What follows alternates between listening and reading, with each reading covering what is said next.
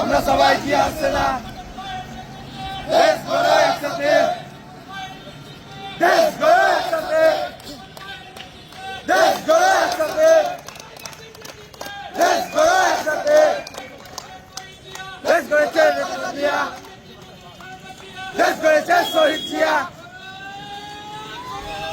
দেশ গড়ো, দেশ গড়ো, দেশ গড়ো একসাথে, দেশ গড়ো একসাথে।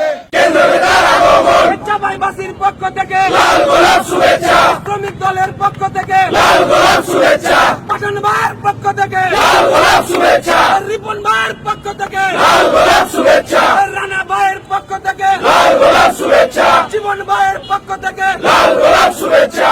আমরা সবাই শহীদ জেনা ভয় করি না বুলেট বোমা। বিসমিল্লাহির রহমানির রহিম। আপনাকে অবগত করছি আজকে কেন্দ্রীয় কর্মসূচি হিসাবে বাদেন খান মোড়ে একটা অনুষ্ঠান হতে যাচ্ছিল আমাদের শ্রমিক দলকে নিয়ে।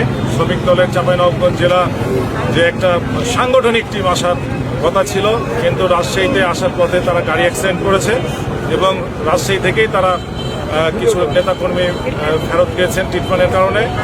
আমাদের চাঁপাইনবাবগঞ্জ জেলারবাসী এবং শাহিন শওকত ভাইয়ের নেতৃত্বে সত্যিকারী শ্রমিক যদি থেকে থাকে তাহলে আমাদের চাঁপাইনবাবগঞ্জ সদর এবং জেলার যোগ্য নেতৃত্ব শ্রমিক হচ্ছে আমাদের রিপন আর রানা, আর এদিকে আছে শাহিন, আছে কাদের আছে। আমি চাই চাঁপাইনবাবগঞ্জ জেলাকে সুসংগঠিত করার জন্য যদি প্রকৃত শ্রমিক নেতৃত্ব দিতে চাই তাহলে তাদের অবদান অনেক বেশি। এই 18টা বছর তারা আন্দোলন সংগ্রামে ছিল, আমার কাঁধে কাঁধ মিলিয়ে তারা আন্দোলন সংগ্রাম করেছে। আমার চাইতে বড় সাক্ষী কেউ নেই, কারণ আমার সাথেই তারা আন্দোলন সংগ্রামে ছিল।